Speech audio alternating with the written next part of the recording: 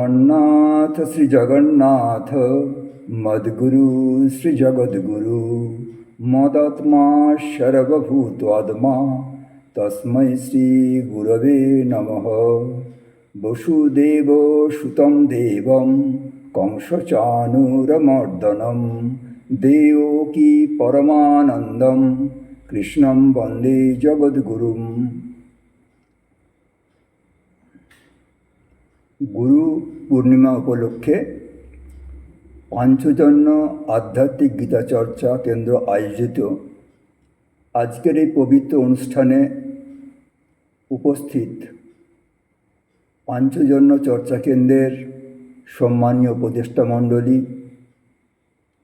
आमार प्रिय विद्वान संचालक पार्थदा, पांचजन्य आध्यात्मिक गीता चर्चा केंद्रेर सदस्य सदस्यबृंद, गीता प्रेमी सज्जनबृंद, सनातनी साधक साधिकाबृंद, प्रबुद्ध नागरिकबृंद एवं उपस्थित मा ओ बोनेरा, आपनादेर सकलके गुरु पूर्णिमा उपलक्षे आंतरिक श्रद्धा ज्ञापन करी, प्रीति शुभेच्छा और गौरिक अभिनंदन।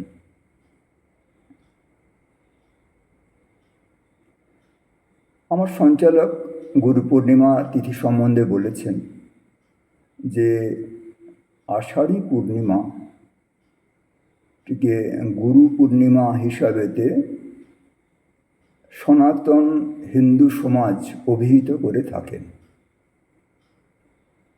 कबे थेके এই বাক্যবন্ধ ব্যবহার করা হচ্ছে সেটা বলা কঠিন, কারণ হিন্দু সংস্কৃতি, হিন্দু সভ্যতা, হিন্দু আধ্যাত্মিকতা কাল নির্ণয় অত্যন্ত কঠিন, কারণ এ তো অনন্তকাল ধরে প্রবাহিত এক স্রোত। কাল গণনা করতে গিয়ে অনেকেই আর কালের গর্ভে ডুবে গেছেন। জগন্নাথ দেবের রথযাত্রা হয়ে গেছে, রথ থেকে নেমে শয়ন একাদশীতে প্রভু জগন্নাথ বিষ্ণু যোগনিদ্রায় চলে গেছেন, যোগনিদ্রায় অভিভূত। তাহলে কি ভারতের হিন্দু সমাজ বা বিশ্বে অন্যান্য যে হিন্দুরা আছে বা মানবগণ আছেন, তারা কি বিষ্ণুর সাথে সাথেই আর শয়নে চলে যাবেন? রাষ্ট্রের যে কার্যক্রম, ভগবানের যে জগৎ লীলা, তা কি স্তব্ধ হয়ে যাবে? না। তাহলে কাকে অবলম্বন করে মানবকুল সন্মার্গের পথে এগিয়ে যাবে? এই শয়ন একাদশী থেকে উত্থান একাদশী পর্যন্ত যে 4টি মাস, এই 4টি মাস হলো চাতুর্মাস্যের মাস। সাধকগণ, যোগীগণ, সন্ন্যাসীগণ, ভক্তগণ আবহাওয়ার কারণের জন্য নিরন্তর বৃষ্টি হয়, আবহাওয়া পরিবর্তন হয়, এই সময়তে কীটপতঙ্গের বংশবৃদ্ধি হয়, সাধুদের পায়ের চাপেতে কীটপতঙ্গের প্রাণ সংশয় হতে পারে। সেজন্য সমস্ত সাধুরা কোনো সত্রে বা কোনো মঠে বা কোনো বিশেষ কোনো জায়গাতে একত্রিত হয়ে আর নিরন্তর জপ ধ্যানেতে, পারায়ণেতে, স্বাধ্যায়েতে নিমগ্ন থাকেন। আর এই চাতুর্মাস্যের সবচেয়ে শ্রেষ্ঠ উৎসব হলো গুরু পূর্ণিমা উৎসব। গুরু পূজন, গুরু দক্ষিণা, গুরুদত্তের আলোচনা এইগুলি হতে থাকে। তাহলে গুরুকে অবলম্বন করে ভারতবর্ষের এবং বিশ্বের মানবতা চলতে থাকবে। আর এই বিষয়টা এত প্রাসঙ্গিক হয়ে যাচ্ছে, যত দিন যাচ্ছে আমরা বুঝতে পারছি যে বৈদিক সনাতন হিন্দু ধর্ম, ইউনিভার্সাল বৈদিক হিন্দু থট সিস্টেম যে কত দিন দিন প্রাসঙ্গিক হচ্ছে। আপনারা জানেন যে ভারতবর্ষের যে পরিবার প্রথা, ভারতবর্ষের যে গার্হস্থ্য আশ্রম, সেই গার্হস্থ্য আশ্রম ধ্বংস করে দেওয়ার চেষ্টা হয়েছে। কারণ গার্হস্থ্য আশ্রম হলো অন্যান্য আশ্রমগুলির আশ্রয়স্থল। এখান থেকেই ব্রহ্মচর্য হয়, এখান থেকেই বানপ্রস্থি লোকের তৈরি হয়, এখান থেকে সন্ন্যাসীদের তৈরি হয়, এবং এরাই এই সমস্ত বর্ণাশ্রমগুলিকে রক্ষা করেন। আজকে সেই বর্ণাশ্রমকে শেষ করার জন্য ভারতবর্ষের পরিবার প্রথাকে ধ্বংস করে দেওয়া হয়েছে। অনুরূপভাবে ভারতবর্ষের যে জ্ঞান বিজ্ঞান পরম্পরার যে প্রবাহ, সেটা সম্পূর্ণরূপে নির্ভর করে গুরু শিষ্য পরম্পরার মাধ্যমে। আর সেই গুরু শিষ্য পরম্পরাকে ধ্বস্ত করার জন্য, কারণ এই গুরু শিষ্য পরম্পরাকে ধ্বস্ত করে দিলে আর বৈদিক যে চিন্তা ভাবনা, বৈদান্তিক যে চিন্তা ভাবনা, ভারতবর্ষের যে আধ্যাত্মিকতা, সেটাও নষ্ট হয়ে যাবে। সেই জন্য কী হচ্ছে না, আজকালকার দিনে কোচিং মাফিয়া, এডুকেশন মাফিয়ারা, তারা পাশ্চাত্য থেকে ভারতবর্ষের মানুষের মধ্যে প্রভাব বিস্তার করে গুরুর সাথে শিষ্যের যে সম্পর্ক, গুরুর মাধ্যমে যে শিষ্যের মধ্যে গুরুর ঊর্জা প্রবাহিত হতে পারে, সেগুলি সব বন্ধ হয়ে যাচ্ছে এবং নানা কেলেঙ্কারির মধ্যে ভারতবর্ষকে চলতে হচ্ছে। সেই দৃষ্টিকোণ থেকে গুরুতত্ত্বের আলোচনা, গুরু শিষ্য পরম্পরার যে পথরেখা, পথ চলা ভারতবর্ষের সাংস্কৃতিক আধ্যাত্মিক ইতিহাসে, সেই আলোচনাটা অত্যন্ত প্রাসঙ্গিক হয়েছে। তো যখন ভগবান বিষ্ণু যোগনিদ্রায় চলে গেছেন, শয়নে চলে গেছেন, আর তার কিছুদিন পরেতেই দশমী একাদশীতে শয়ন একাদশী হচ্ছে, আর তার পরের পূর্ণিমা আষাঢ়ী পূর্ণিমা। সেই আষাঢ়ী পূর্ণিমার সময়েতে বিশেষ কতগুলি ঘটনা ঘটেছে, যার পরিপ্রেক্ষিতে আর এই আষাঢ়ী পূর্ণিমাকে গুরু পূর্ণিমা হিসাবে আখ্যায়িত করা হয়েছে। সপ্তর্ষি মণ্ডলের ঋষিগণ তারা তত্ত্বজ্ঞান উপলব্ধি করার জন্য দীর্ঘ সময় ধরে তপস্যা করছেন। যখন এই শয়ন একাদশী হয়ে গেছে, তখন সূর্যের দক্ষিণায়ন শুরু হয়েছে। তো সেই সময় তারা আকুল প্রার্থনা করছেন আদিগুরু দেবাদিদেব মহাদেবের কাছে। আজকে প্রার্থনাটা আপনারা শুনেছেন, রুদ্রম ইয়ত্তে দক্ষিণম মুখম তেন মাম পাহি নিত্যম। রুদ্রের দুটি মুখ, শিবের দুটি মুখ, শিবের দুটি রূপ। একটি হলো তার রুদ্ররূপ। রুদ্ররূপেতে পরম বৈরাগী সন্ন্যাসী পরম জ্ঞানী দেবাদিদেব মহাদেব আগামী দিনের সৃষ্টিকে প্রকট করার জন্য বর্তমানের জগৎলীলাকে তিনি ধ্বংস করে দিতে পারেন। তার কোনো আসক্তি নেই, এটি তার রুদ্ররূপ। কিন্তু তার একটি পরম পবিত্র হিতকারী রূপ আছে, সেই রূপটিকে বলা হয় দক্ষিণামূর্তি রূপ। তার কারণটা আছে। যখন এই সপ্তর্ষি মণ্ডলের ঋষিগণ আকুলভাবে প্রার্থনা করছেন যে রুদ্রম যত্তে দক্ষিণম মুখম তেন মাম পাহি নিত্যম, হে দেবাদিদেব মহাদেব, তোমার রুদ্ররূপটা আমাকে দেখিও না, তোমার করুণামাখা মুখটা, প্রসন্ন মুখটা আমার দিকে ফেরাও, তুমি আমাকে পাহি মাম নিত্যম, তুমি আমাকে রক্ষা করো, তুমি আমার হৃদয়েতে সব প্রকাশিত হও। এই যখন প্রার্থনা করছেন, তখন দেবাদিদেব মহাদেব প্রসন্ন বদনম মূর্তিতে তিনি সপ্তর্ষিদের দিকে তাকালেন। তাকিয়ে, আর এই আষাঢ়ী পূর্ণিমার দিনে যেহেতু দক্ষিণায়ন শুরু হয়েছে, তিনি দক্ষিণ দিকে মুখ করে, দক্ষিণ দিকে তার শিষ্যরা বসে আছে, তিনি দক্ষিণের দিকে মুখ করে আছেন, তাই তিনি দক্ষিণম মুখম, দক্ষিণ দিকে মুখ করে তিনি দীক্ষা দিলেন এবং পরম তত্ত্বজ্ঞান উপদেশ করলেন এবং তারা তত্ত্বস্বরূপ সঙ্গে সঙ্গে উপলব্ধি করলেন এবং তারা অখণ্ডের ঘরেতে লীন হয়ে গিয়ে অখণ্ড সচ্চিদানন্দকে আস্বাদন করতে লাগলেন। তাই অনেকে বলেন যে এই আদিগুরু এই দিনে প্রথম দীক্ষা করে দিয়েছিলেন, সেই জন্য এটি গুরু পূর্ণিমা হিসাবে সংজ্ঞায়িত করা হয়। যে ঘটনাটি বললাম সেই ঘটনাটি আদিগুরু শঙ্করাচার্য অপূর্ব কাব্যিক সুষমাতে সংজ্ঞায়িত করেছেন। আর সেই সংলাপটির নাম হল দক্ষিণামূর্তি স্তোত্রম। সেখানে এই পুরো ঘটনাটা খুব সুন্দরভাবে যিনি স্বয়ং মহাদেব নরকলেবরে এসছেন কিছুদিন আগে আমাদের ভারতবর্ষে, তিনি দক্ষিণামূর্তি স্তোত্রমেতে বিষয়টি বলেছেন। এই দক্ষিণামূর্তি স্তোত্রমের একটি বিশেষ শ্লোক আমার অত্যন্ত প্রিয় শ্লোক, সেটি হল চিত্রম বটতরুর মূলে বৃদ্ধা শিষ্য গুরুর জবা গুরস্তমৌনম ব্যাখ্যায়ানাম শিষ্যস্তু ছিন্ন সংশয়।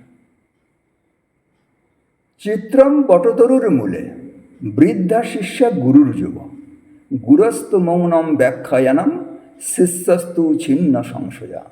বলছে এক বটবৃক্ষের নিচেতে যুবা গুরু বসে আছেন, তাকে ঘিরে আছেন বৃদ্ধ তার শিষ্যরা। গুরু শাস্ত্র ব্যাখ্যা করছেন মৌনভাবে, তিনি কিছুই বলছেন না, শুধু প্রসন্ন মূর্তিতে করুণাঘন মূর্তিতে কৃপা পরবশ হয়ে আর দক্ষিণ দিকে অবস্থিত তার শিষ্যদের দিকে তাকিয়ে আছেন, আর তাদের সবার সংশয় ছিন্ন হয়ে যাচ্ছে, তারা তত্ত্বজ্ঞানে প্রতিষ্ঠিত হয়ে যাচ্ছে। এই যে দক্ষিণামূর্তি স্তোত্রম, এটা যেন আচার্য শঙ্করের একটা জীবন বেদ। আচার্য শঙ্করের জীবনটাও এরকম ছিল। দ্বিতীয় যে কাহিনীটি, সেই কাহিনীটি হলো যে সত্যযুগ এবং ত্রেতা যুগেতে মানুষের মেধা এবং স্মৃতিশক্তি অত্যন্ত প্রকট ছিল, মানুষের আয়ু অনেক দীর্ঘ ছিল। ফলে বেদ বেদান্ত আধ্যাত্মিকতা তত্ত্বজ্ঞান নৈতিকতা বিজ্ঞান সাহিত্য কলা সমস্ত সমস্ত কিছু বিষয় গুরু পরম্পরা আকারেতে আর শুনে শুনে আর এটি প্রবাহিত হতো। কিন্তু যখন দাপর যুগ এলো তখন দেখা গেল যে মানুষের মেধা কমলো, মানুষের স্মৃতি কমলো, আয়ু কমলো। তাহলে মানব সমাজ পূর্বের যে জ্ঞান স্রোত তাতে কি বিচ্যুত হয়ে যাবে? আর এই যে তার মেধা কমে গেল, স্মৃতি কমে গেল, ফলে সেখানে তো অনেক জিনিসের বিঘ্ন হতে পারে, বিকৃতি হতে পারে। সেজন্য স্বয়ং ব্রহ্মা মহর্ষি ব্যাসদেব পরাশর সত্যবতীর পুত্র কৃষ্ণদ্বৈপায়ন ব্যাসকে বললেন যে সমস্ত বেদ বিজ্ঞানকে আর সুন্দরভাবে পুনরায় একটা ভালো সংকলন করতে হবে। সেজন্য মহর্ষি বেদব্যাস আর সমস্ত বেদের শ্লোকগুলিকে ভালো করে বিন্যাস করে চতুর্বেদ ঋক্ সাম যজুঃ অথর্ব এই বিন্যাসটি করলেন। আর এই বিন্যাসটিও করেছিলেন তিনি এই পবিত্র আষাঢ়ী পূর্ণিমার দিনে। শুধু এই বিন্যাস করেই তিনি শান্ত হননি, তার ছিল ভারতবর্ষের এই সনাতনী সমাজের প্রতি অত্যন্ত করুণা। সেই জন্য এই শ্রুতির তিনি একটি বিচার ব্যবস্থা আর্গুমেন্টারি ডিসকোর্স তৈরি করলেন, সেটা হলো ব্রহ্মসূত্র। তাতেও তার শান্তি হচ্ছে না। তিনি বলছেন যে মানুষের জন্য আরও কী করে সহজ সরলভাবে সাধারণ মানুষের মধ্যে জ্ঞান প্রবাহ করা যায়। কেবলমাত্র মুষ্টিমেয় পণ্ডিতের মধ্যে কেন জ্ঞান সীমাবদ্ধ থাকবে? সেই জন্য তিনি 800টি পুরাণ রচনা করলেন। ভারতবর্ষের ঐতিহাসিক চরিত্রগুলিকে কেন্দ্র করে এক মনোরম আখ্যায়িকার মাধ্যমেতে আর তিনি ভারতবর্ষের জ্ঞান বিজ্ঞানের যে পরম্পরা, ভারতবর্ষের মুনি ঋষিদের যে গবেষণালব্ধ ফল, সেগুলিকে সমাজের সামনে রাখলেন এবং তার মহা অন্যতম হলো সেটি হলো ভাগবত পুরাণ। সেটাও তিনি লিখেছিলেন নারদের একান্ত পরামর্শে। তারপরেতেও ভারতবর্ষে হিন্দু জীবনশৈলী কেমন হবে তার জন্য তিনি লিখেছিলেন হিন্দু স্মৃতি বা হিন্দু সংহিতা। তাহলে পুরো হিন্দু সমাজের জন্য একটি মানুষ যেভাবে কৃপা বরবশ হয়ে আর এই কাজগুলি করেছিলেন, সেজন্য পুরো হিন্দু সমাজ তার প্রতি অবনত মস্তক হয়ে অবনত চিত্রের প্রণাম জানিয়ে তাকে গুরুপদে বরণ করে নিয়েছিলেন। সেই জন্যই এই তার যে জন্মতিথি আষাঢ়ী পূর্ণিমা, তাকে ব্যাস পূর্ণিমা বা গুরু পূর্ণিমা হিসাবে অভিহিত করা হয়। এর সাথে আরও অনেক ঘটনা আছে যে এই গুরু পূর্ণিমার দিনেতেই ভগবান বুদ্ধ সারনাথ হতে আর প্রথম তার শিষ্যদের কাছে প্রবচন শুরু করেন। এরকম জৈন ধর্মেও আছে। গুরু পূর্ণিমার একটি মহত্বপূর্ণ দিক হলো যে এই গুরু পূর্ণিমাকে একটি সংগঠন, একটি সামাজিক উৎসব, একটি রাষ্ট্রীয় উৎসবেতে পর্যবেসিত করেছেন। আপনারা শুনেছেন রাষ্ট্রীয় স্বয়ংসেবক সংঘের নাম 1925 সালের বিজয়া দশমীর দিনে যেটি প্রতিষ্ঠিত হয়েছিল। কয়েক বছর পরেই ভারতবর্ষের এই যে সুমহান আধ্যাত্মিক ঐতিহ্য এবং ভারতবর্ষের সনাতন বৈদিক হিন্দু ধর্মের উৎপত্তিস্থল প্রয়োগশালা সেই ভারতবর্ষ এবং ভারতবর্ষের সনাতন হিন্দু ধর্মকে সেবা করার জন্য এই এক সমর্পণের ভাব, আত্মনিবেদনের ভাব, কৃতজ্ঞতা প্রকাশের ভাব মনের মধ্যে ধারণ করে আর রাষ্ট্রীয় স্বয়ংসেবক সংঘ গুরু পূর্ণিমা উৎসব বা গুরু দক্ষিণা উৎসব উদযাপন করছে।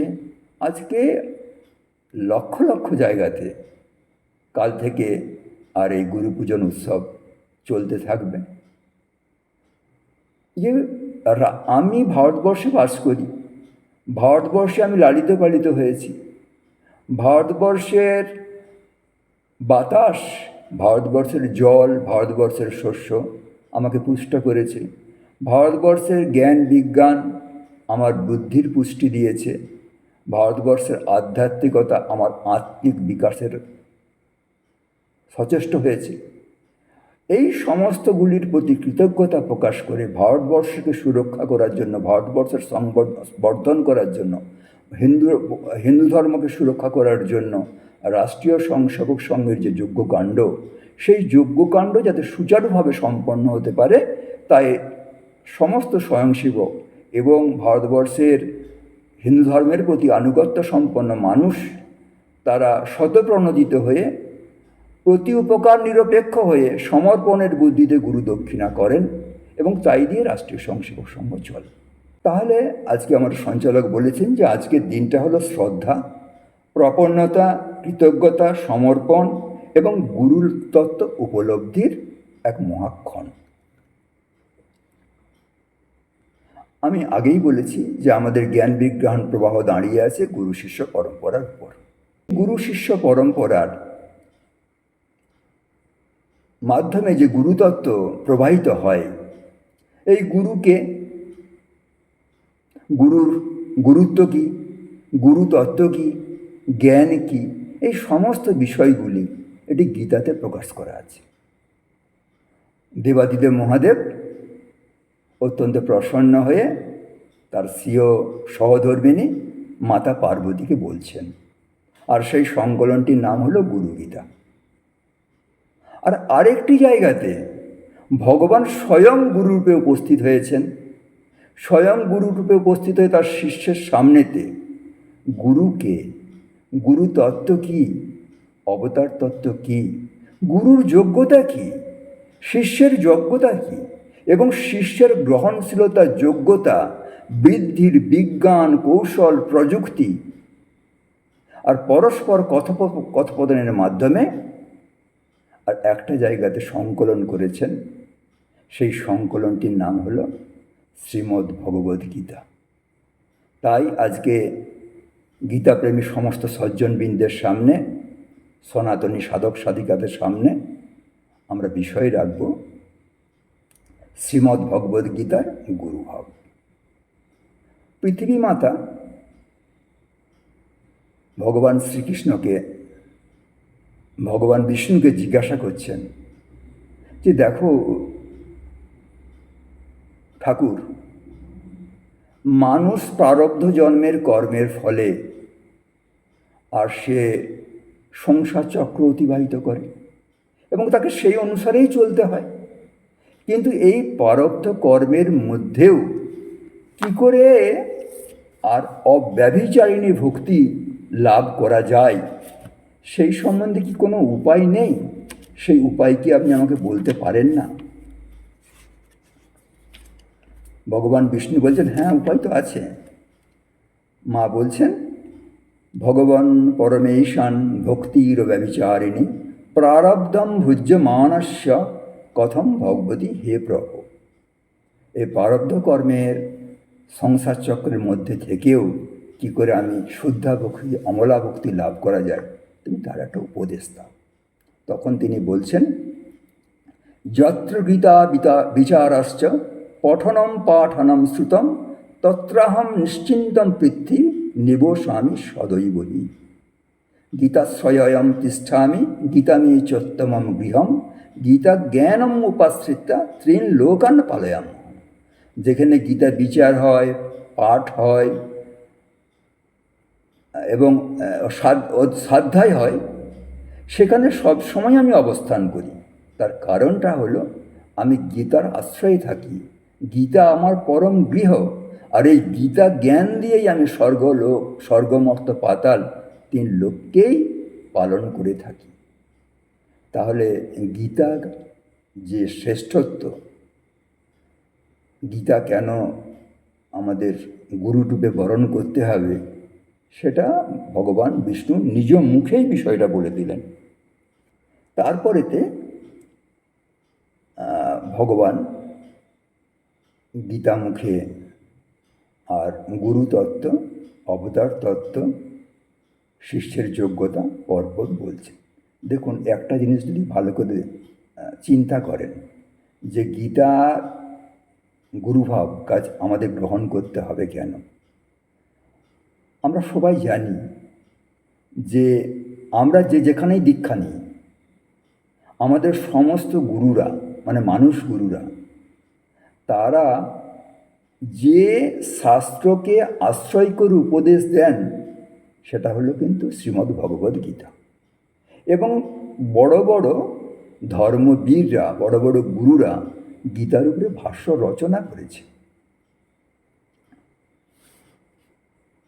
যেমন আচার্য শঙ্কর বৌদ্ধ অপদেবতাদের কাছ থেকে হিন্দু ধর্মকে পুনরুদ্ধার করার জন্য গীতা ভাষ্য রচনা করেছেন। যেমন মধ্বাচার্য, এমনি করে প্রত্যেকেই আর পরপর করে গীতাকে আশ্রয় করে সমস্ত উপদেশ দিতে শুরু করেছে। তাদের উপদেশের সমস্ত পুষ্টি এই গীতাকে আশ্রয় করেই আছে, গীতার বাইরে কিচ্ছু নেই।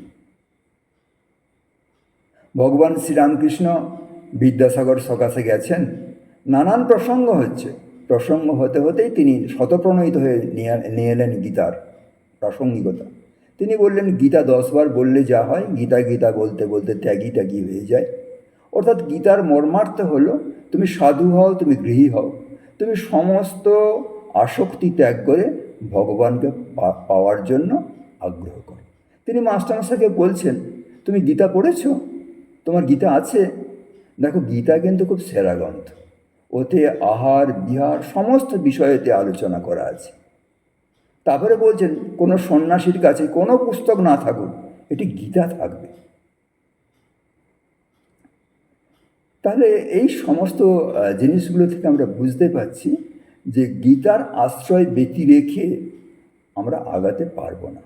অনেক সময়তে কি হয় না, আমরা কোনো গুরুর কাছে দীক্ষা নিয়েছি, কিন্তু গুরু সান্নিধ্য, গুরুর সাথে রেগুলার যোগাযোগ, কথোপকথন, এটা সম্ভব হয়ে ওঠে না। আজকে এত বড় জনসমষ্টি, আমরা দূরে দূরে থাকি, সেই ইষ্ট মন্ত্রটি নিয়ে যদি আমরা গীতাকে আশ্রয় করে সাধন ভজন করি, সে ভক্তিপথে যদি যান, সে যোগের পথে যদি যান, সে জ্ঞানের পথে যদি যান, সে কর্মের পথে যদি যান, সমস্ত বিষয়ের সহজ শৃঙ্খলা অনুশীলন পদ্ধতি গীতা উপহার দিয়েছে। সেজন্য গীতার গুরুভাব, গীতা গুরু হিসাবেই আমাদের কাছে যেন উপস্থিত হয়েছে। আসলে গীতা হলো ভগবান বিষ্ণুর বাংময়ী মূর্তি। আমরা তো মানব মনের সবসময় মানব রূপ না ফেলে যেন হয় না, তাকে মানুষের মতো কিন্তু অবতার নিচে নেমে আসেন সচ্চিদানন্দ।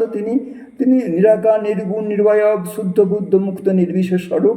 তিনি মানুষের কল্যাণের জন্য, মানুষের মনোবাসনা পূরণ করার জন্য তিনি নেমে আসেন।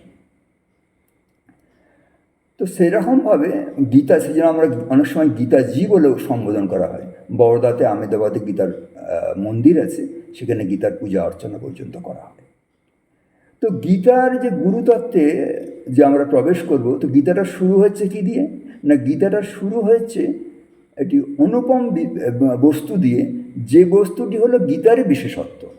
গীতার উপনিষদে সেটা সূক্ষ্ম আকারে একটু আধটু ছিল, কিন্তু গীতাতে এসে সেটি অত্যন্ত প্রকট হয়েছে এবং বিশ্বের আধ্যাত্মিকতায় বা ভক্তি আন্দোলনের সবচেয়ে গুরুত্বপূর্ণ অংশ হিসাবে প্রকাশিত হয়েছে। সেটি হলো শরণাগতি। প্রথমেই শ্রী অর্জুন বলছেন যে শিষ্যস্তে অহম সাদিমাম ত্বম প্রপন্নম। প্রপন্নম মানে আমি তোমার শরণাগত। প্রপন্ন কথাটা মানে হলো শরণাগত, আমি তোমার শরণাগত। শিষ্যস্তে অহম, আমি তোমার শিষ্য। সাধিমাম ত্বম প্রপন্ন, সাধিমাম আমাকে উপদেশ দাও। তাহলে আমি তোমার শরণাগত, আমি তোমার শিষ্য, তুমি আমাকে শাসন করতে পারো, আমাকে প্রহার করতে পারো, তুমি আমাকে উপদেশ দাও। কেন উপদেশ দেবে না, তার কারণটা হলো ইচ্ছামি ত্বম ধর্ম সংগ্রহ চেতা। আমি তোমাকে প্রশ্ন করছি এই কারণের জন্য যে আমি ধর্ম সংকটে পড়ে গেছি, তুমি আমাকে সাহায্য করো। এই শরণাগতি দিয়ে গীতা শুরু হচ্ছে, আবার গীতা শেষ হচ্ছে শরণাগতি দিয়ে। এখানে শরণাগতি প্রকাশ করছেন শিষ্য, ওখানে শরণাগতি যে শ্রেষ্ঠ সম্পদ সেটা বলছেন স্বয়ং শ্রীকৃষ্ণ। তিনি বলছেন সর্বধর্মান পরিত্যাজ্য মামেকম শরণম ভজ অহম ত্বম সর্ব পাপেভ্য মোক্ষয়িষ্যামি মা শুচি। তুমি আমার শরণ নাও। বরনাগর মঠেতে গীতা পাঠ হচ্ছে, স্বয়ং স্বামীজি গীতা পাঠ করছে আর গীতার ব্যাখ্যা করছে। সেখানেতে একটি শ্লোক এসছে, ঈশ্বর সর্বভূতানাম হৃদ্দেশেই অর্জুন তিষ্ঠতি ভ্রাময়ন সর্বভূতানি যন্তরূঢ়ানি মায়া। বলছে ঈশ্বর সবার অন্তরে বিরাজ উপস্থিত থেকেই আর উত্তরিকার মতন সমস্ত মানুষকে আর সংসার চক্রে ঘুরিয়ে বেড়াচ্ছে। তারপরে স্বামীজি বলছেন যে দেখো, তিনি যে কথাটা বলেছিলেন মনে আছে, যে ভগবানকে বুঝার ক্ষমতা কারুর নেই, কেউ বুঝতে পারবে না। ভগবান শ্রী রামকৃষ্ণ বলেছিলেন ভগবান ঈশ্বর হলেন চিনির পাহাড়, আর সাধারণ মানুষ তারা তাদের একটি চিনির দানা হলেই চলে যাবে, তারা মনে করছে পুরো চিনির পাহাড়টা নিয়ে চলে যাবে। ওরে তা কি হয়? তার শরণাগত হয়ে থাক। বল রুদ্রম যত্তে দক্ষিণাম মুখম তেন মাম পাহি নিত্যম। পরম পূজনীয় দ্বাদশ সংঘ গুরুকে একবার তার শিষ্যরা প্রশ্ন করেছিলেন যে শরণাগতি কী করে লাভ করা যায়, পূর্ণ সারেন্ডার কী করে হতে পারে। তখন তিনি বলছেন যে শরণাগতি একটি মহার্ঘ বস্তু, এটি পূর্ণ জ্ঞান, পূর্ণ ভক্তি আর পূর্ণ শরণাগতি এক। তিনি ব্রহ্মজ্ঞ পুরুষ ছিলেন, এতৎসত্ত্বেও তিনি বলছেন এই মহার্ঘ বস্তু উপলব্ধি করার জন্য আমি এখনও সচেষ্ট হচ্ছি। সেই শরণাগতি দিয়ে গীতা শুরু হয়েছে, সেই শরণাগতি দিয়ে গীতা শেষ হয়েছে। তারপরেতে ভগবান শ্রীকৃষ্ণ এই শরণাগতিকে কী করে পুষ্ট করা যায়, শিষ্যকে কি যোগ্যতা নিয়ে চলতে হবে, সেগুলি ধীরে ধীরে ধীরে ধীরে তিনি বলতে শুরু করলেন। প্রথমেই বললেন শ্রদ্ধাবান লভতে জ্ঞানম তৎপর সংযতেন্দ্রিয়। বলতে কী কী চাই না, তাকে শ্রদ্ধা চাই। তারপরে বলছেন যে তৎপর হতে হবে। তারপরে বলতেন সংযতেন্দ্রিয়। শ্রদ্ধাবান মানে হলো আস্তিক্য বুদ্ধি। শ্রদ্ধাবান মানে শুধু বিশ্বাস বললে ঠিক হবে না, বলা হয় আস্তিক্য বুদ্ধি। এটিকে অপূর্বভাবে একটি ডেফিনেশন দিয়েছেন আচার্য শঙ্কর। শাস্ত্রস্য গুরুবাক্যস্য সত্যবুদ্ধি অবধারণম সা শ্রদ্ধা কথিতা সদ্ভি ইয়া বস্তু উপলব্ধতি। এটি একটি মানুষের অপূর্ব একটি গুণ, অপূর্ব একটি কোয়ালিটি, অপূর্ব একটি অ্যাট্রিবিউট, যে শাস্ত্র এবং গুরুবাক্যে এমন ধরনের বিশ্বাস যে বিশ্বাসের বলে তার সত্য বস্তুর উপলব্ধি হবে। আপনারা দেখেছি স্বামীজি খুব ভালো করে বলেছেন যে শ্রদ্ধা, নচিকেতার মতন শ্রদ্ধাবান হতে হবে। যে তিনি শুনেছিলেন যে বিশ্বজিৎ যজ্ঞ করলে সমস্ত কিছু দান করতে হয়, তার বাবা সব দান করছেন, কিন্তু তার ছেলেকে তো দান করলেন না। তখন তিনি জোর করে বাবার কাছ থেকে কথা আদায় করে তিনি যমের কাছে চলে গেছেন, এবং যমের কাছে গিয়ে নাছোড় বন্দা, যম নানান প্রলোভন দিচ্ছে, নানান বিষয় বলছেন, নানানভাবে বুদ্ধকে ভ্রমিত করার চেষ্টা করছেন। তিনি বলছেন যে না, আত্মজ্ঞান আপনিই জানেন, আমাকেই আত্মজ্ঞান জানাতে হবে। তখন যম বলছেন যে অনেক লোক তোমার মতন প্রশ্ন করতে যেন আমাদের কাছে আসে, অন্য প্রশ্ন করতে যেন না আসে। এই রকম ধরনের শ্রদ্ধা চাই। মানে আমাকে ওটা জানতেই হবে, এটা সত্য বস্তু, সত্যকে উপলব্ধি করতেই হবে। আচার্য শঙ্কর বসে আছেন হিমালয়েতে, আর মাঝখানে মা গঙ্গা বয়ে যাচ্ছেন, উপাসেতে তার শিষ্যরা রয়েছে। আচার্য শঙ্করের খুব প্রয়োজন হয়েছে, শিষ্যদের ডাকছেন, বলে আরে এসো এসো, শিগগির এসো। অনেক শিষ্য ভাবছেন যে সামনে খরস্রোতা গঙ্গা, কী করে হেঁটে যাব। সনন্দন নামে একটি শিষ্য, সে গুরু বা প্রতি তার এমন শ্রদ্ধা, সে জলের উপর দিয়ে ঝাঁপিয়ে চলতে শুরু করেছে। আর মা গঙ্গা তার এই যে গুরু ভক্তি, এই যে গুরুর প্রতি শ্রদ্ধা, তা দেখে তার প্রতিটি পায়ের তলায় একটি একটি করে পদ্ম তুলে ধরছেন। আর আচার্য শঙ্কর দেখছেন যে সনন্দন পদ্মের উপরে একটি একটি করে পা দিয়ে দিয়ে তা দিতে গুরু স্বামী উপস্থিত হয়ে গেলেন। অনেকে বলেন যে মা গঙ্গা ওর গুরুভক্তি বা গুরুর প্রতি শ্রদ্ধা দেখে এই কাজটি করেছিলেন। অনেকে বলেন গুরু কৃপার ফলে এটা হয়েছিল, এবং আচার্য শঙ্কর তার নাম দিয়েছিলেন পদ্মপাদ।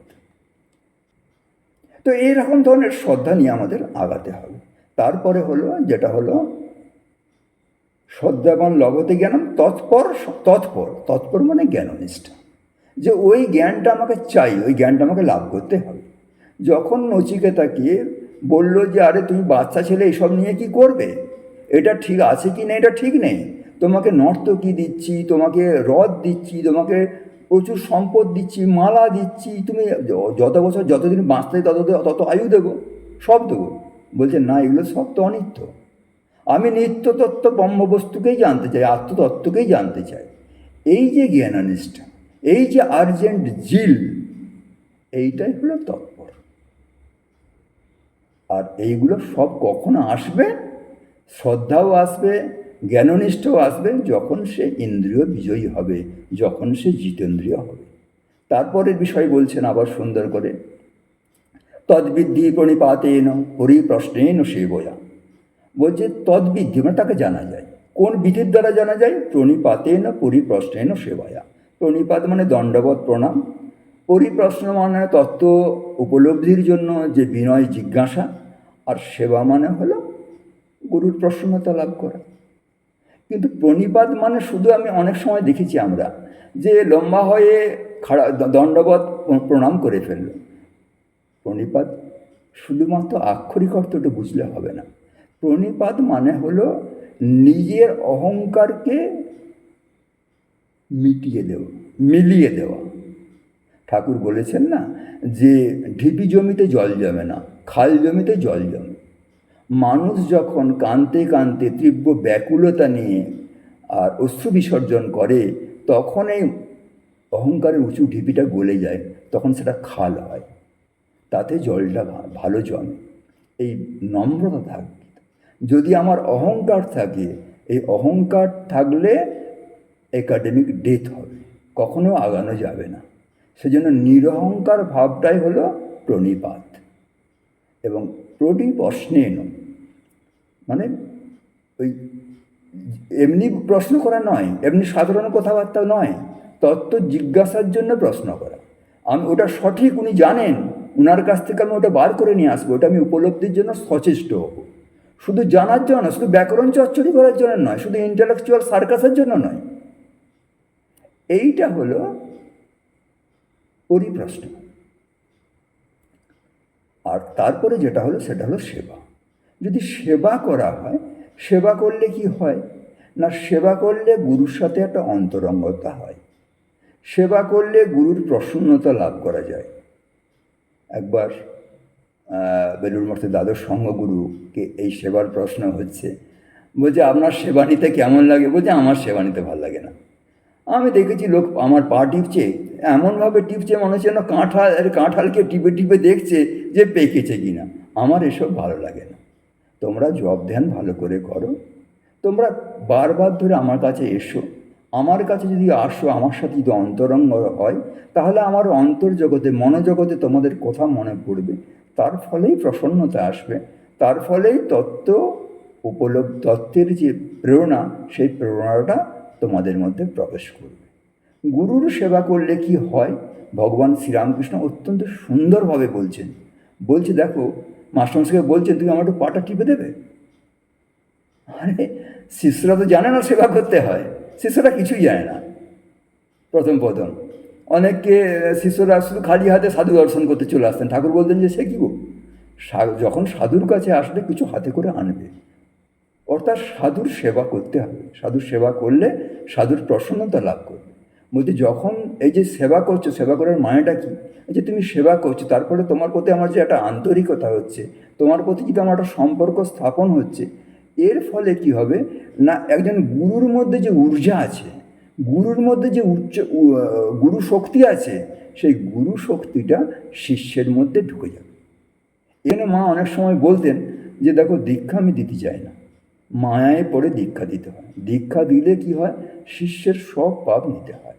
মা অনেক সময় দীক্ষা দিতেন, আর বিভিন্ন শ্রেণীর মানুষ তো আসতেন, সবাই তো খুব সংস্কারিত মানুষ নয়। পরে নিভৃতে নির্জনে গিয়ে তিনি যন্ত্রণার সহ্য করতে না পেরে ক্রন্দন পর্যন্ত করতেন। তো এই হলো সেবার মাহাত্ম্য। গীতা শিষ্যের জন্য যে বিষয়টি ধরে দিয়েছেন, সেইটা আরও একটু পিউরিফাইড বিষয়। তার পরবর্তী ধাপ, তাহলে প্রথমে শরণাগতির কথা শুনলাম, তারপরে শ্রদ্ধার কথা শুনলাম এবং শ্রদ্ধার আনুষঙ্গিক বিষয়গুলোর কথা শুনলাম। তারপরে যেটি হলো সেটা হচ্ছে ভক্তি।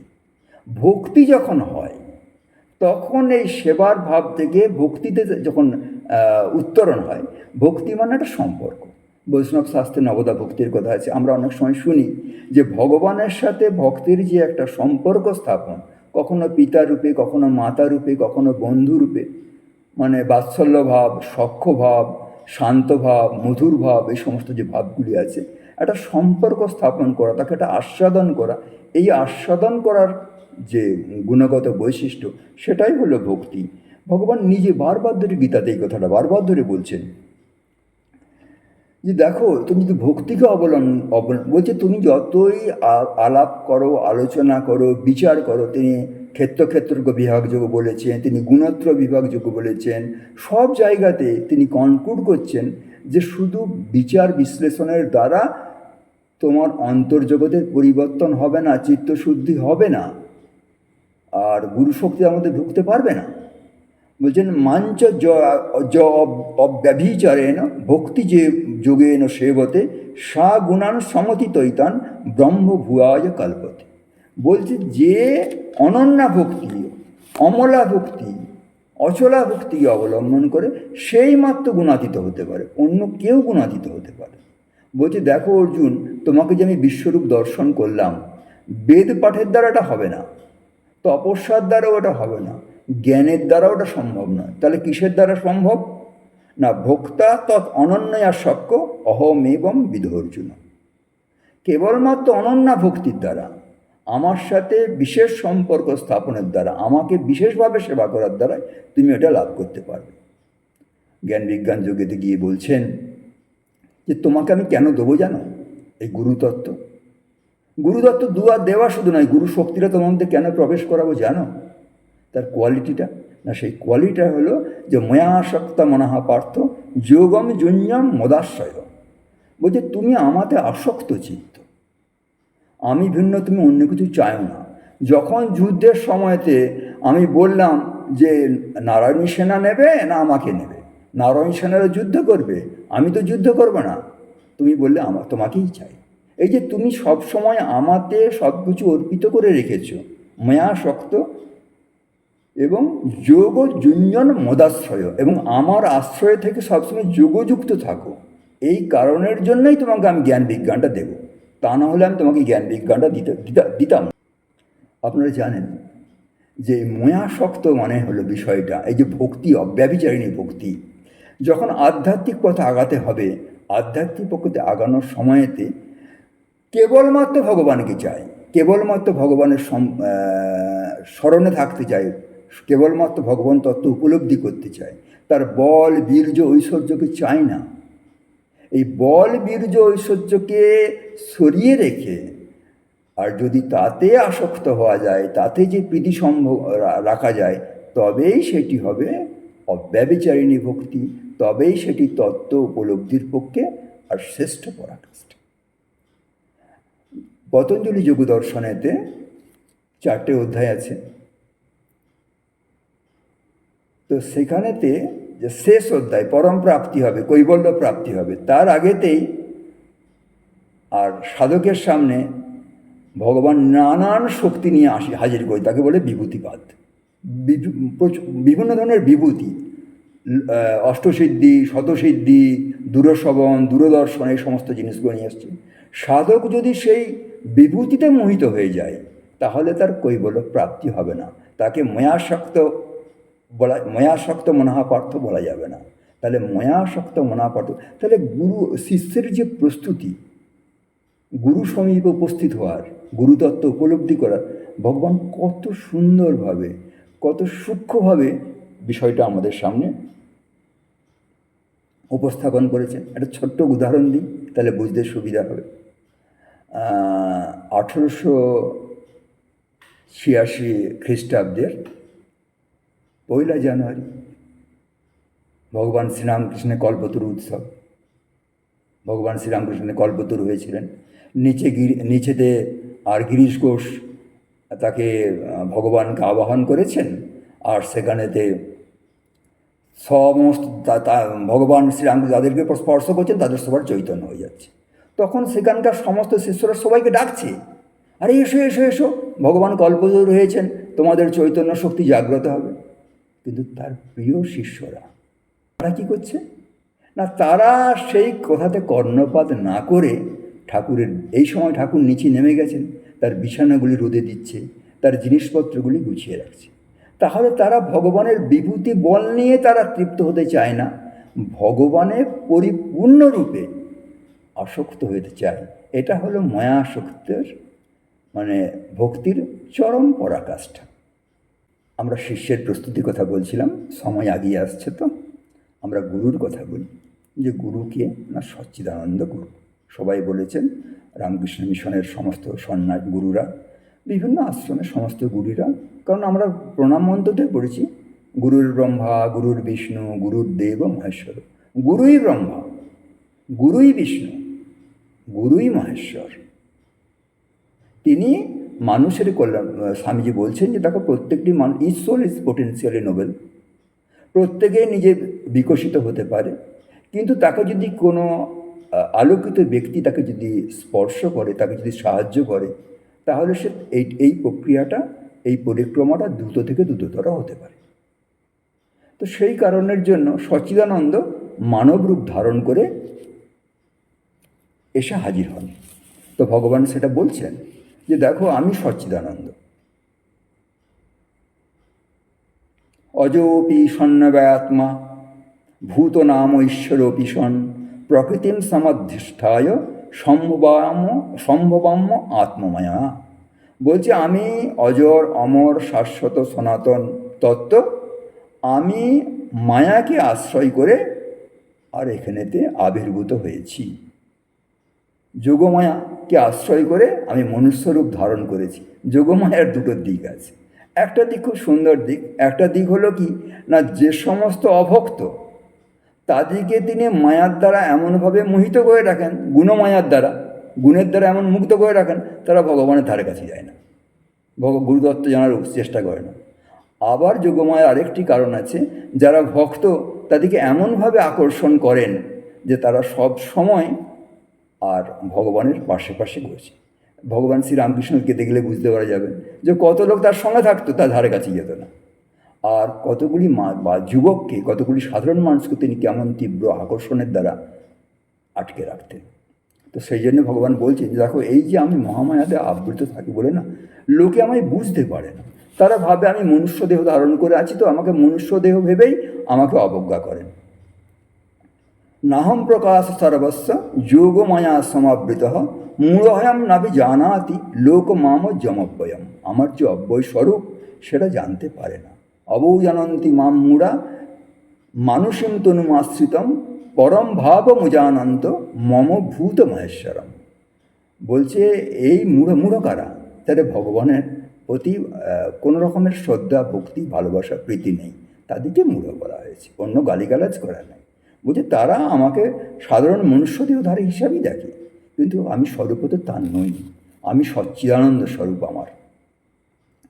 তিনি আবার বলছেন পুরুষোত্তম জগতে গিয়ে যে আমি হলাম ক্ষরের অতীত এবং অক্ষর হতে ঊর্ধ্ব, অক্ষর হইতে উত্তম, সেজন্য আমি পুরুষোত্তম। বারবার ধরে ভগবান শ্রীকৃষ্ণ শিষ্যের কাছে ধরা দিচ্ছেন, আর ধরা দিয়ে এই সমস্ত বিষয়গুলো তিনি যে সচ্চিদানন্দ গুরু হিসেবে আবির্ভূত হয়েছেন সেটা বলছেন। তারপরে যেটা বলছেন যে প্রাকৃত গুরু হিসাবেও আমার কি যোগ্যতাটা তুমি বোঝার চেষ্টা করো। জ্ঞানম তেহ সব বিজ্ঞানম ইদম বক্সাম্য শেষতঃ যজ্ঞাত্তা ভূ অন্নজ জ্ঞাতব্যম অবশিষ্যতে। এখানে বিজ্ঞান মানে হলো যার প্রত্যক্ষ অনুভব আছে। আমি ভগবত তত্ত্ব সম্বন্ধে, গুরুতত্ত্ব সম্বন্ধে, আত্মতত্ত্ব সম্বন্ধে আমার সম্পূর্ণ অনুভব আছে, সেজন্যই আমি তোমাকে এটা দিতে পারি, যেটা জানলে ওই ইয়েতে বলা আছে, কঠোপনিষদে বলা আছে আশ্চর্য বক্তা কুশলস্য লব্ধা আশ্চর্য গাঁতা কুশলাসিনষ্ট। বলছে বক্তা হবে আশ্চর্য, মানে অনুভব সিদ্ধ বক্তা হতে হবে। শুধু ইন্টেলেকচুয়াল লার্নেড পার্সন হলে হবে না, যার প্রত্যক্ষ অনুভব আছে, যার আত্মসাক্ষাৎকার হয়েছে, আর যে উপলব্ধি করবে সে শিষ্য হবে আশ্চর্য হতে হবে, তার সেরকম ধরনের কোয়ালিটি থাকতে হবে। তো সেই জন্য ভগবান শ্রীকৃষ্ণ বলছেন যে আমার প্রত্যক্ষ অনুভব আছে, এবং এই প্রত্যক্ষ অনুভব আছে বললেই আমি তোমার বন্ধন মুক্ত করতে পারবো, এবং সেই মুক্ত বন্ধন হলে তুমি সেটা এখনই অ্যাপ্লাই করতে পারবে। এই যে জ্ঞান বিজ্ঞান, এই জ্ঞান বিজ্ঞান যদি বিজ্ঞানের সাথে তো আমি তোমাকে দিতে পারি, তাহলে মোক্ষ সেহ অশুভাৎ, সমস্ত অশুভ থেকে তুমি মুক্ত পাবে, এবং যাকে লাভ করলে আর অন্য কিছু লাভকে বড় বলে মনে হবে না। এরপরে ভগবান এই গুরু শিষ্যের সমস্ত কোয়ালিটির কথা বললেন, গুরুর কোয়ালিটির কথা বললেন, আর বলতে বলতে তিনি দেখাতে শুরু করলেন যে গুরু শক্তি যখন শিষ্য প্রস্তুত হয়, তখন গুরু শক্তি শিষ্যের মধ্যে কী করে প্রবেশ করে, কীভাবে হয়, গুরু কী করতে পারে শিষ্যের জন্য, সেটা তিনি পরপর ধরে বলতে শুরু করলেন। বলছে কী হয় না, তেষাম সতত যুক্তানাম ভজতাম প্রীতিপূর্বকম, যে সদা সর্বদা অত্যন্ত প্রীতির সাথে আমার ভজনা করে, দদামি বুদ্ধি যোগমতম ইয়েন পাপ মোজান্তিতে, তাকে আমি বুদ্ধিযোগ দিই। বুদ্ধিযোগটা কি না, বুদ্ধিযোগ হলো একটা বিবেক, একটা ডিসক্রিমিনেটিভ কোয়ালিটি, নিত্য অনিত্য, সত্য অসত্য, ঈশ্বর বস্তু আর সব অবস্তু, এই বোধটা জাগ্রত হবে। এবং এই যে বোধটা জাগ্রত করার ক্ষমতা আমার আছে, সেটা তুমি যদি ভক্তিকে আশ্রয় করে প্রকৃত শিষ্য হয়ে অবনত হয়ে আমার কাছে আসো, I can transmit my Guru energy into you. তারপরে বলছি দেখো, তুমি তো আমার কাছে বিশ্বরূপ দর্শন করতে চেয়েছিলে, কিন্তু বিশ্বরূপ দর্শনের যোগ্যতা তো তোমার নেই, এই বিশ্বরূপ দর্শন তো কেউ করতে পারবে না তুমি, কিন্তু আমি তোমার প্রতি কৃপা পরবশ হয়ে আমার এমন গুরু শক্তি আছে, দিব্যম দদামিতে চক্ষু পশ্চমে যোগমৈশ্বরম, তোমাকে দিব্য চক্ষু দিচ্ছি। ভগবান শ্রীরামকৃষ্ণ বলছেন যে ঈশ্বর দর্শন করতে হলে এই সাধারণ চোখ কান নাক দিয়ে হবে না, এক প্রেমের চক্ষু, প্রেমের কর্ণ পাশে প্রেমের নাসিকা হয়, তাতে দিব্য অনুভূতি হয়, তা দিয়ে ঈশ্বরকে দর্শন করা যায়। যেমন ইন্দ্র দ্বারা যেমন দেখা যায়, তার থেকে আরও স্পষ্টভাবে দর্শন করা যায়। এইটা গুরুর ক্ষমতা আছে। এবং ভগবান শ্রীরামকৃষ্ণ অহরহ করতেন, কারো জীব স্পর্শ করে দিয়ে, কারো দিকে তাকিয়ে দিয়ে, শুধু একটু ভেবেই। মধুরবাবু দাঁড়িয়ে আছেন, নানান বিষয়ে সংশয় হচ্ছে, তিনি দেখছেন যে ভগবান শ্রীরামকৃষ্ণের জায়গাতে একবার মহাদেব হেঁটে যাচ্ছেন, একবার মা কালী হেঁটে যাচ্ছে। এই এই এই গুরুর এই ক্ষমতাটা আছে। তারপরে তিনি বলছেন, একদম শেষকালে বলছেন, অহম ত্বম সর্ব পাপেভ্য মোক্ষয়িষ্যামি মা শুচি। আমি তোমার সমস্ত পাপ ধুয়ে মুছে সাফ করে দিতে পারি। এই হলো আমার গুরু শক্তির। আরও বলছেন যে আমি তোমার যোগ এবং ক্ষেম বহন করতে পারি। অপ্রাপ্ত বস্তুর প্রাপ্তির নাম যোগ, তাকে সংরক্ষণের নাম ক্ষেম। অনেক উদাহরণ আছে, সময় এসে গেছে, আমি আর বলবো না। তারপরেতে ভগবান গুরু হিসাবে আজকে এখানে তো অনেক অধ্যাপিকা আছেন, অধ্যাপক আছেন, অনেক শিক্ষক আছেন, শিক্ষিকা আছেন। একটা জিনিস বোঝার দরকার যে একটা ছাত্রের, একটা শিষ্যের গ্রহণযোগ্যতাটা কী করে বাড়িয়ে দেওয়া যায়। তোমার দ্বারা হবে না, তুমি পাচ্ছ না বলে অনেক অযথা কথাবার্তা বলা হয়। ভগবান শ্রীকৃষ্ণ কেমনভাবে, কত সুন্দরভাবে অর্জুনকে তার লেভেলে তুলে নিয়ে চলে যাচ্ছে। প্রথমে একটু তিরস্কার করার পরে বলছেন যে দেখো, নয় এতত্ত্বই উপপদ্ধতি, তোমাদের এটা মানায় না। তুমি যা করছো, তুমি ধনুর্ধর অর্জুন, তুমি বিশ্বের সেরা একজন যোদ্ধা, তুমি সর্বপ্রথম আত্মা, তোমাকে এটা মানায় না গো। ছোট্ট ঘটনা বললে বুঝতে সুবিধা হবে। বেলুড়মঠে দাদার সঙ্গগুরু, তখন তিনি হনি রাজকোটে আছেন, একজন তার সহকর্মী সন্ন্যাসীর সাথে তার খুব মনোমালিন্য হচ্ছে, খুব কষ্ট হচ্ছে, বারবার ধরে বেলুড়মঠে জানানো হচ্ছে, তারা কোনো অ্যাকশন নিচ্ছেন না। চিঠি দিয়ে বারবার ধরে জানাচ্ছেন। একবার তিনি নিজেই এসছেন একটা ফাইল নিয়ে, যে ফাইলেতে সমস্ত অসঙ্গতিগুলো তিনি লিখে নিয়ে এসছেন, সেটা তখন সেক্রেটারি ছিলেন মাধবানন্দ, তার কাছে রেখে দিয়েছেন, দিয়ে সমস্ত বিষয় তিনি বলছেন। তারপরে তো কিছুক্ষণ মাধবানন্দজি মৌন ছিলেন, তারপরে বলছেন, পূর্বাশ্রমের নাম স্মরণ করে বলছেন যে আমি তোমাকে একটু অন্যরকম ভাবতাম। সঙ্গে সঙ্গে আর ওই মহারাজের সম্বিত ফিরে এলো। বহু বাবা, স্বামী মাধবানন্দী বেলুড় মঠের এত বড় একজন বহুবাণিত সন্ন্যাসী, সাধারণ সম্পাদক, তিনি আমার সম্বন্ধে একটু অন্যরকম ভাব পোষণ করেন, তিনি আমার সম্বন্ধে এত উচ্চ ভাব পোষণ করেন, আর আমি এই রমজানের কাজ করছি। তিনি সঙ্গে সঙ্গে গঙ্গাতে গিয়ে ওই ফাইলটা দিয়ে দিলেন, বলছেন তারপর থেকে আমার আর কোনোদিন খোঁজ হয়নি। এই যে এক্সপেকটেশন, তুই এটা কেন করলি, তোর থেকে তো আমি একটু ভালো আশা করেছিলাম, আর একটু ভালো হতে পারত। তারপরে বলছেন যে দেখো, তোমাকে আমি কেন জ্ঞান দিচ্ছি বলো তো। ভক্ত অসি মে সখা চেতি, তুমি আমার ভক্ত, তুমি আমার সখা, তুমি আমার নিকট আত্মীয়। ফলে এই যে সম্পর্কটার কথা বললাম, একটা ভালোবাসার কথা বললাম, তখন তার গ্রহণযোগ্যতাটা বাড়ল। আবার বলছেন, ইষ্ট অসি দৃঢ় মিতি তত বক্সাম্মিতে হিতম, তুমি আমার ইষ্ট কুটুম, সেই জন্য তোমার হিতের জন্য এই কথাটা বলছি। যখন দৈবার্ষু সম্পদ বিভাগ যোগ বলছেন, দৈবগুণের কথা বললেন, অসুর গুণের কথা বললেন, সেখানেতেও বলছেন যে মা সূচ সম্পদম দৈবীম অভিজাত অসি পাণ্ডব। একদম দুঃখ করো না, একদম রাগ করো না, তুমি তো দৈবগুণ সম্পন্ন হয়েই জন্মগ্রহণ করেছো, তুমি দৈবগুণের অধিকারী হবে।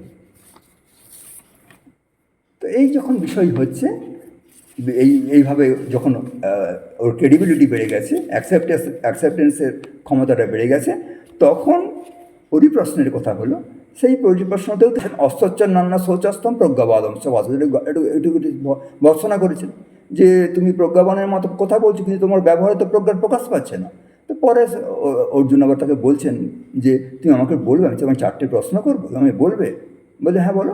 বলছে প্রজ্ঞাবান কাকে বলে, প্রজ্ঞাবান কীভাবে কথা বলে, কীভাবে আচরণ করে, কীভাবে বিচরণ করে, কীভাবে অবস্থান করে, ভগবান পরপর বললেন। তারপরে বলছেন দেখো, তুমি তো মনটাকে দেখো, জয়সিতে কর্মে নাস্তে মতা বুদ্ধি জনার্দন কিম কর্মণি ঘরে মাম নিয়োজয়সি কেশব। বলছে তুমি এই যে এত জ্ঞানের কথা বললে, আমি তো জ্ঞান চর্চা করলেই তো ভালো হতো, তুমি কেন আমাকে আবার এই কর্মের পথে ঠেলে দিচ্ছ, এই সংশয়টা আমার ঠিক করে দাও, বলে দিলেন। আবার বলছেন দেখো, আমি তো পাপ কর্ম করবো বলি তো করার তো একদম ইচ্ছে নেই, কে যেন আমার ঘাড়ে দাঁড়ে করাচ্ছে। বলছে হ্যাঁ, এটা কাম এবং ক্রোধের জন্য হয়, তোমাকে এই মহাশত্রুকে জয় করতে হবে। তারপরে বলছে আমি তো মন তো যেখানে বায়ুপূর্ণ স্থানেতে যেমন প্রদীপ সবসময় দপদপ করে, আমার মনটা তো সেরকম করছে। বলছে হ্যাঁ তুমি ঠিকই বলেছো, আমাদের মন এরকমই করে, কিন্তু বাবা করতে তো হবে, অভ্যাস এবং বৈরাগ্য অবলম্বন করে কর। এরকম ধীরে ধীরে প্রচুর প্রশ্ন অর্জুন করেছেন, আর তিনি তার সুন্দর উত্তর দিয়েছেন।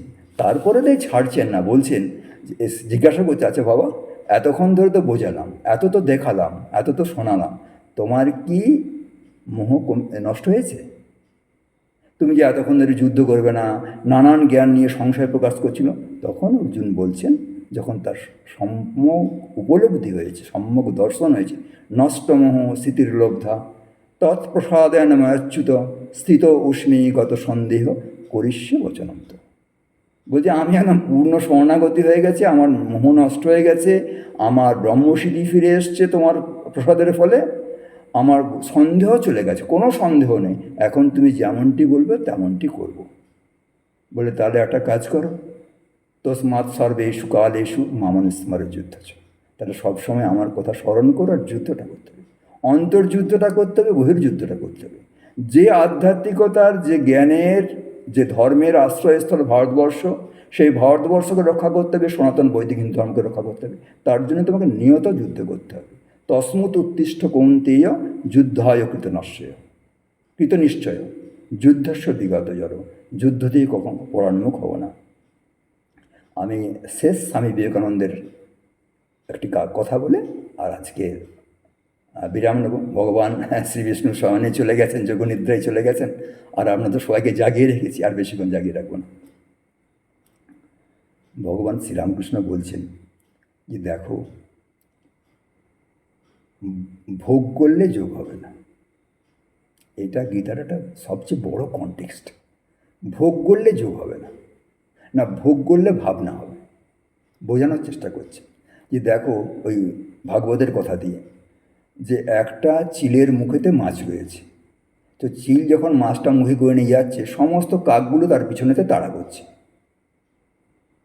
বলছি ওই ওই চিলের মুখের মাছটা হলো ভোগ্যবস্তু, আর তার পিছনে যে কাক, সেগুলো ভাবনা। যখনই আপনি ভোগ করতে চাইবেন, তখন নানা ভাবনা এসে আপনাকে বিচলিত করে দেবে।